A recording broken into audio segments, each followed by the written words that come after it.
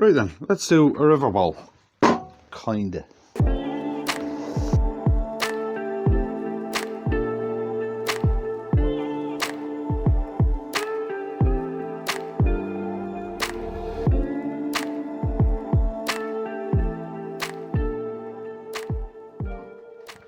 Right then, as I said in the intro, this is kind of a river bowl, but it's not.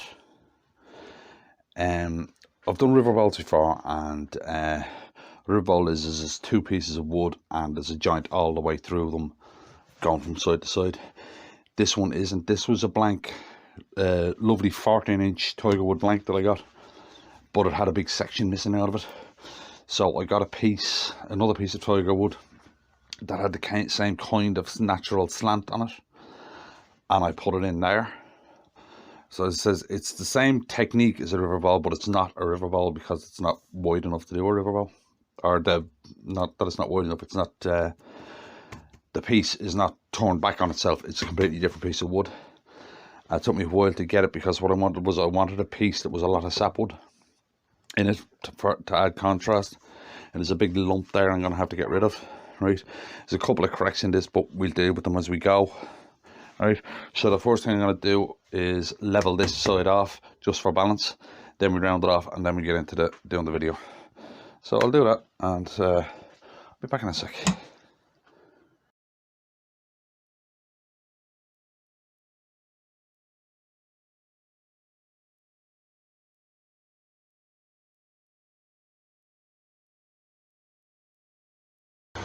Right then, we're rounded off. So there, yeah, it should be okay. Right, so what I'm going to do is mark a mortise and a foot, and we'll go from there.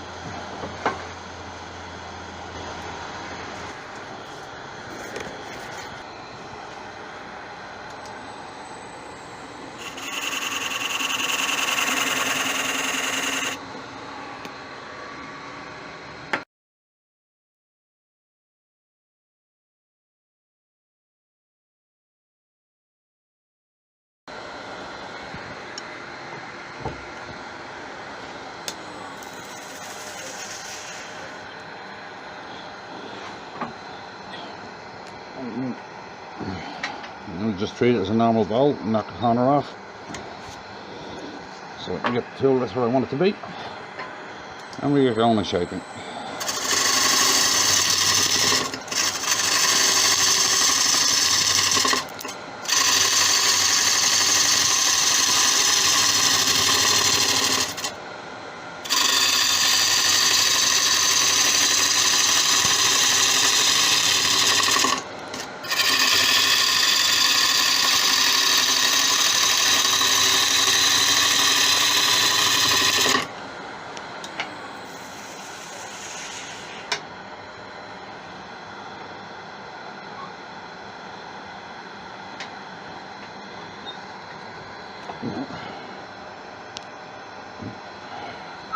Walk over to the foot.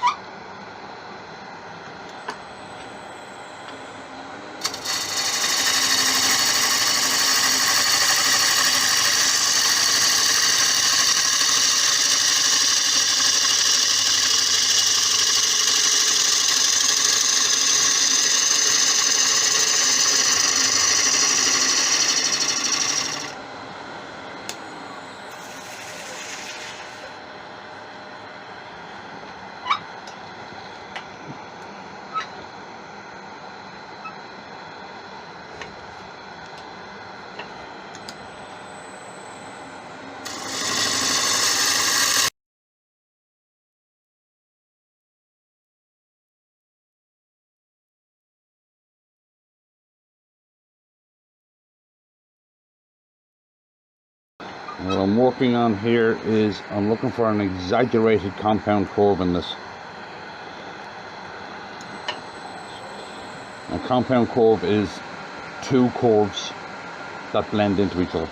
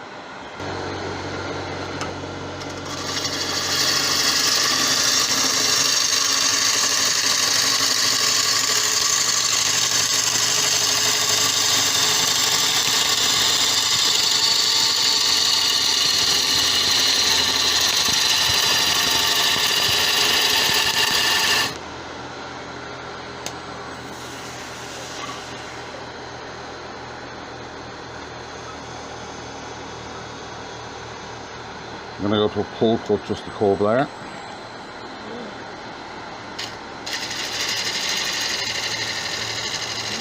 Get that step out of it.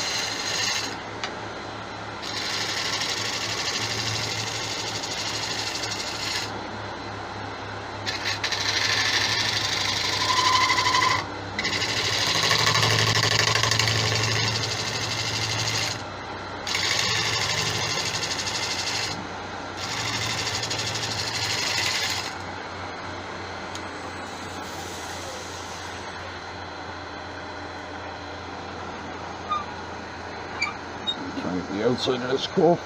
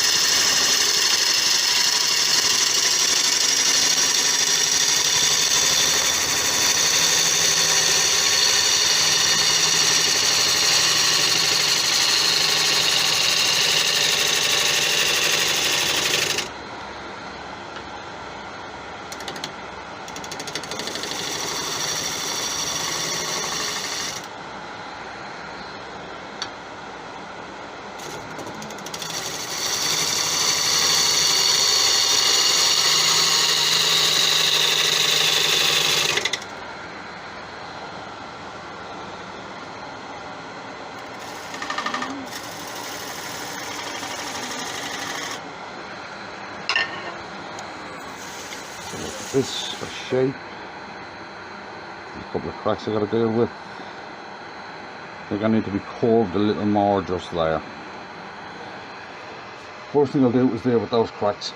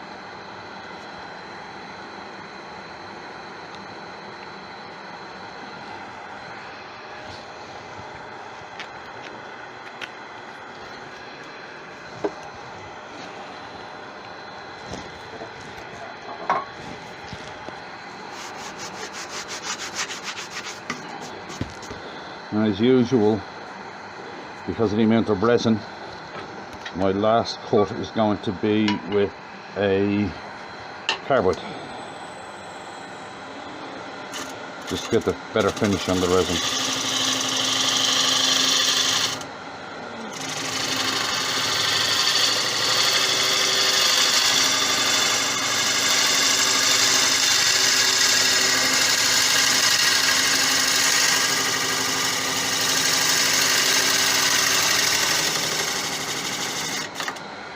Gather out that, yeah.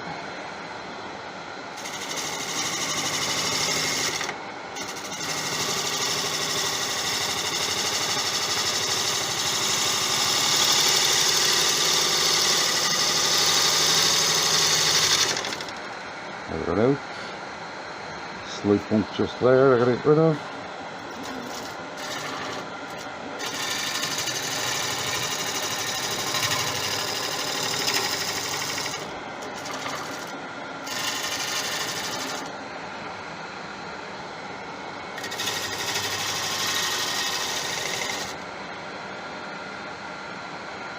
Right, now we hit that with a cardboard, sort that resin out. Like the cuts there aren't bad, but the cardboard will do them better. And then I can get to sanding this. Now there's the compound curve, there's the first curve there, and there's the second one there.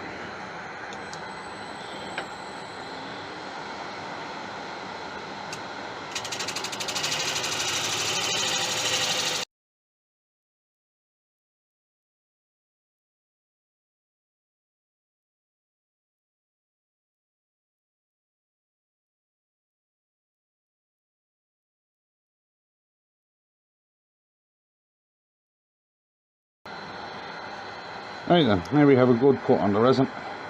So I'll sand and finish this, and I'll be back for the Yorkshire grip bit. So see you in a sec. Right then, we're back just doing the Yorkshire grip bit. This is turning out quite nice. The compound is working fine. Compound curve.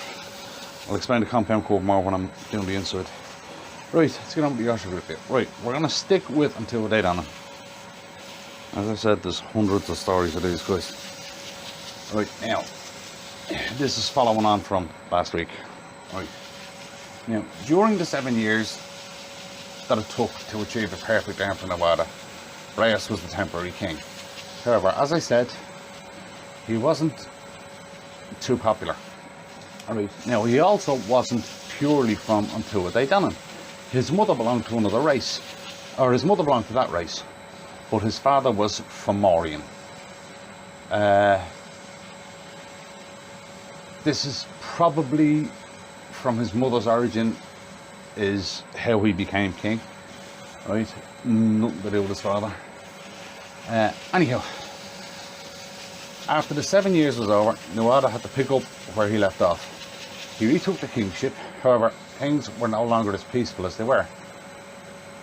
Reyes seemed very bitter at having to leave the chair, and was, as I said, an unpopular king. And one of the reasons was he favoured the Fomorians over his own people until they got him. Thus he initiated a war with the Fomorians against the Tuath Dannan. He switched sides, right? There were also refugees from the Fair Bullock around the area, and they supported the war since they were enemies of the Tuath Dannan. Right? Balor was the leader of the Fomorians, and he was a giant, and he was incredibly strong. Now, also in some of the legends, it says that Balor had only one eye. Right? So a giant with one eye, possibly. Right? But it didn't affect how efficient he was in battle, how good of a warrior he was. Right? Now, Balor succeeded in killing Nuada, the king of the Tuath Dannan. However, it was like a 50-50 thing, because Nuada also succeeded in killing Balor. Right? Now, Louis on Lavada was the champion of the Tuath Dannan. Now, Louis on Lavada means Louis of the long hand. Right?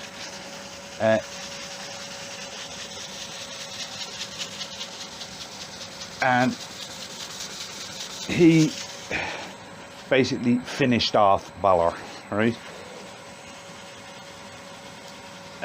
Nuada had dealt him a fatal blow, but when Louis found them, Balor was still hanging in there, basically, right? And he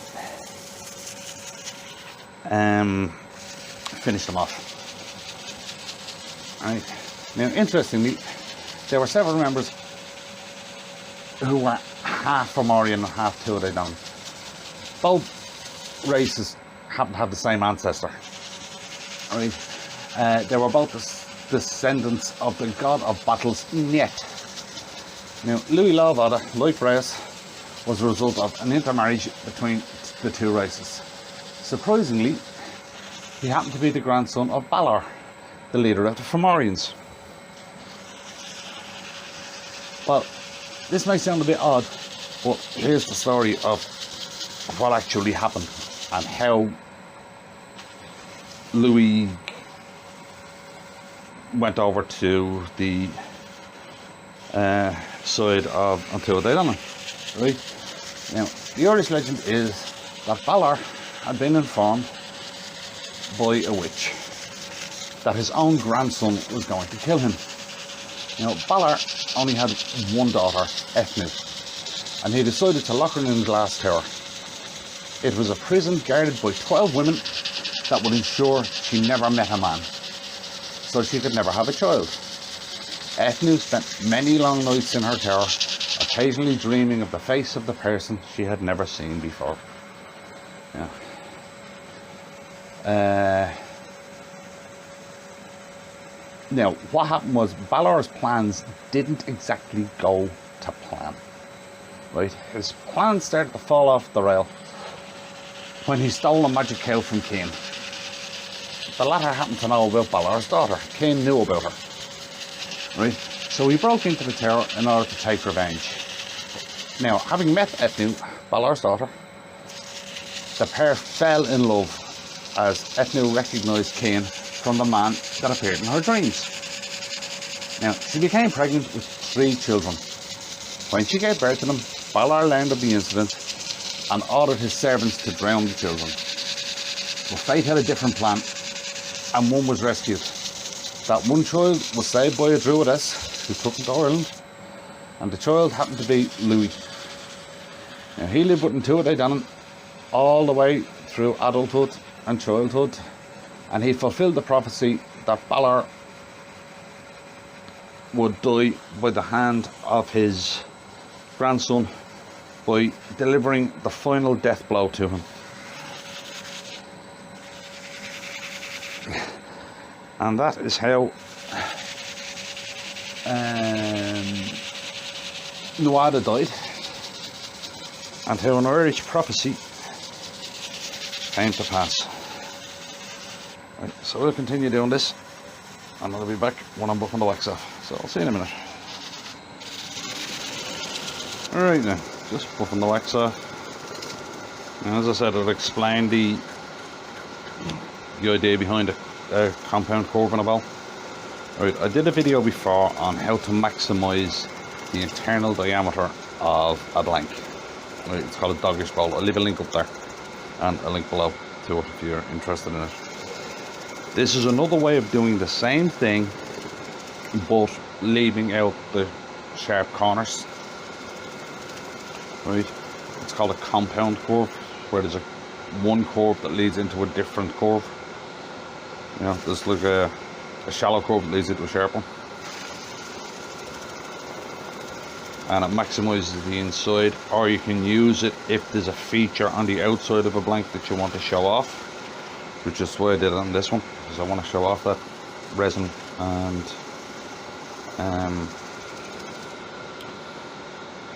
sapwood. So I'll give you a look at this. Isn't that pretty wood?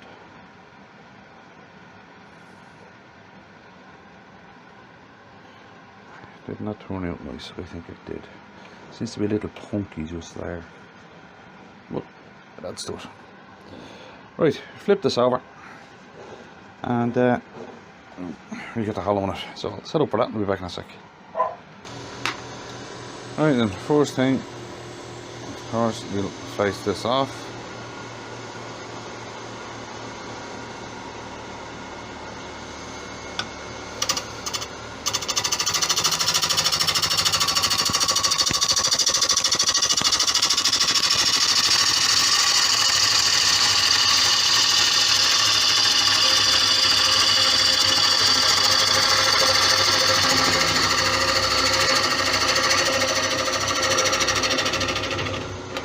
Slightly low, and I forgot to put my mask on.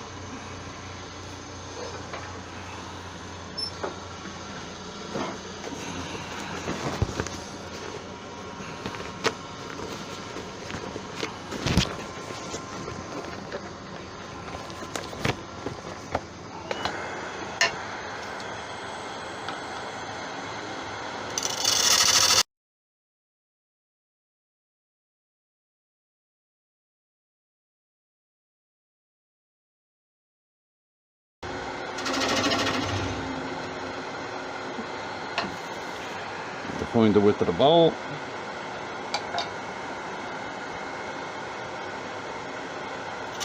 There. Now we'll just hollow away, and if nothing happens, I'll just keep going.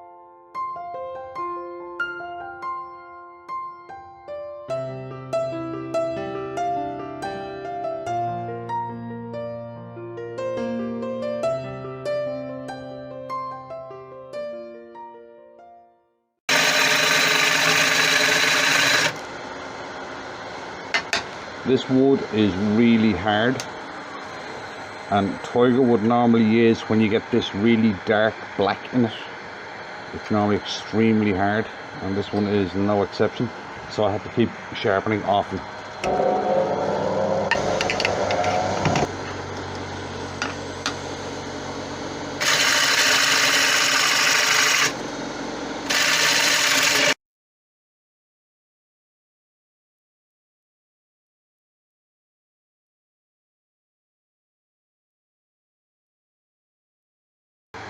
The resin's starting to come in now. You can hear it tipping.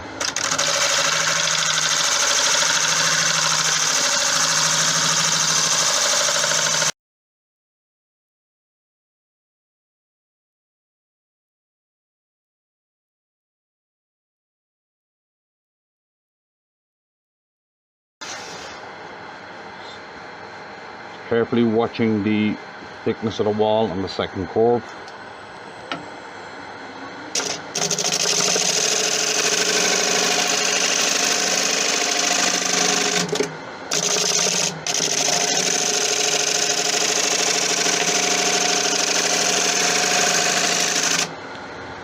Heard something there.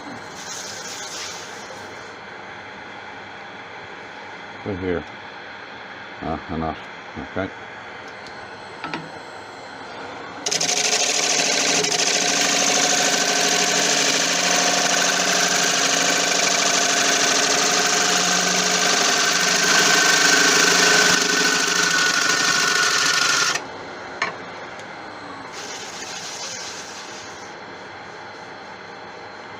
Right. Hits on that resin aren't too bad. I'm just going to sharpen this gouge again.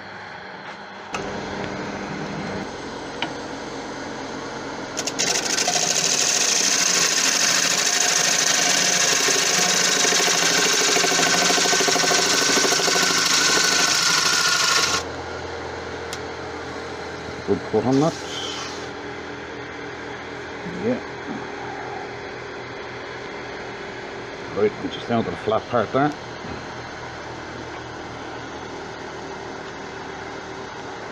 So we start taking it flat.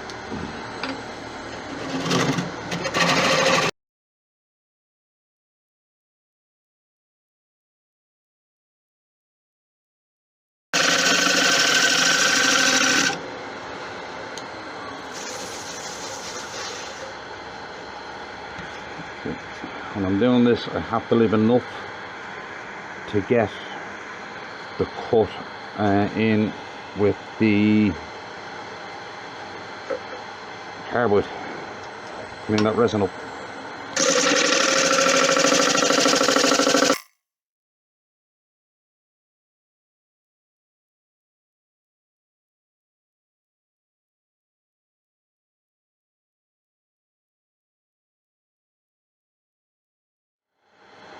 There's a slight bump in that resin, but the cardboard should clean that up.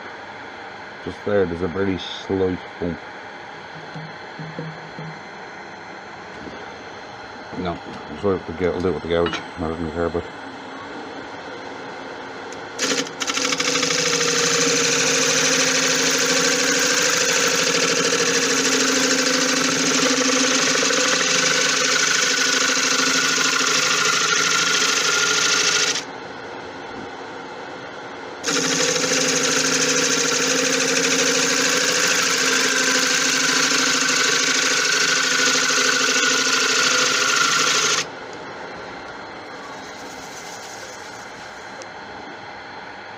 Yeah, I got rid of it. That's actually quite a nice pattern in that resin.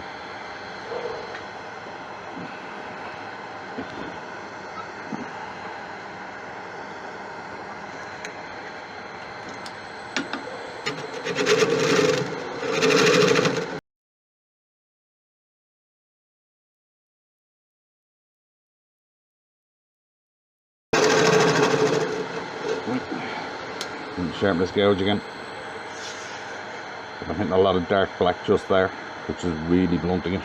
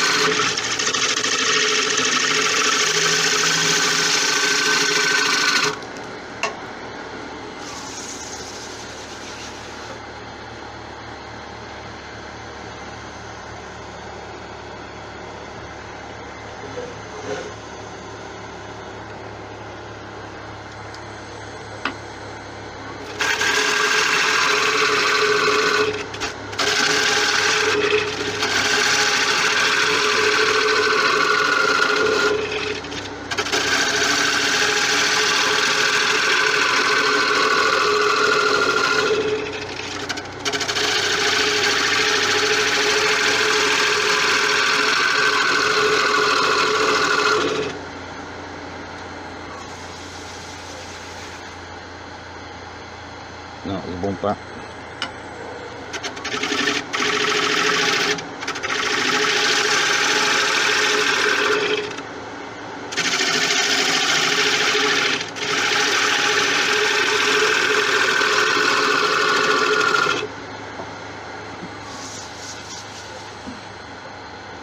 Yeah, look at that.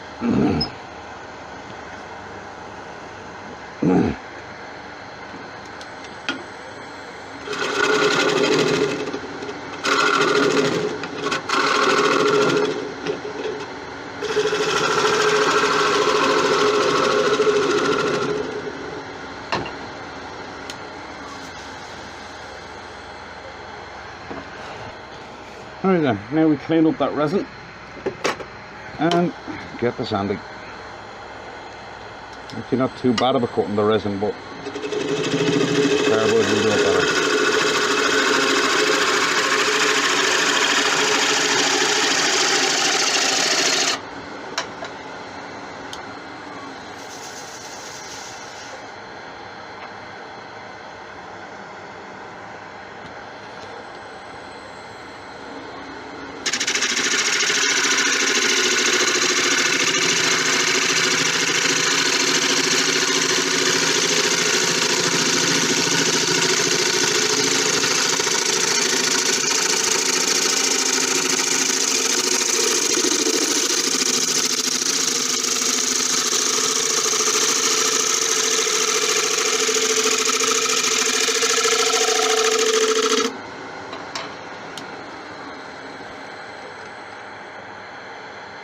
There we go, nice and clean on the resin. Right, now we get the sanding and finishing that, and I'll be back in a sec.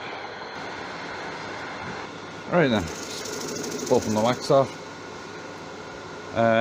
Turned out okay, the resin's lovely, but there is a tool mark just here on the edge, which means I'm going to have to put this on and strip it all down again and refinish it, but I'm not going to put you through that. And as I promised, if something goes wrong, I'll always show it. But there was a tool mark that I missed, and I'd say it's from the carbide.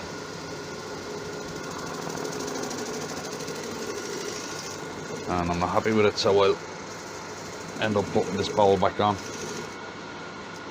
and redoing it. But I want to leave it for the moment to make sure the finish on the outside is well gone off before I do it. So I'll probably stick this on back on tomorrow and get rid of that tool mark. It's just a case of recut the inside and refinish it, but try and stay away from the resin. So that's the inside of it. Right. There's that tool mark. Yeah, that's gonna have to be refinished. So I'm not happy with that. But the resin inside turned out really pretty. And as I said, this doing a compound curve in a bowl, it just maximizes the inside diameter of it. I did this before with a doggish bowl. As I said, there's a link below. So I will take this off and give you a better look at it. So I'll be back in a sec. There it is. As I said at the start, it's kind of like a river wall, but it's not. It's 14-inch tiger wood. I love the way the resin's gone in there, and I quite like the way there's a contrast of the resin from the inside to the outside. It's like a ring on the outside, and it's solid on the inside, but it's full of swirls. But as I said, I'm not too happy with there, so I'll take this off and refinish it. I'll put it back on the lathe when the outside is gone off completely, and I'll finish it. So if you like that one, I got anything out of it, if you wouldn't mind clicking like on the video, and I'll see you in the next one.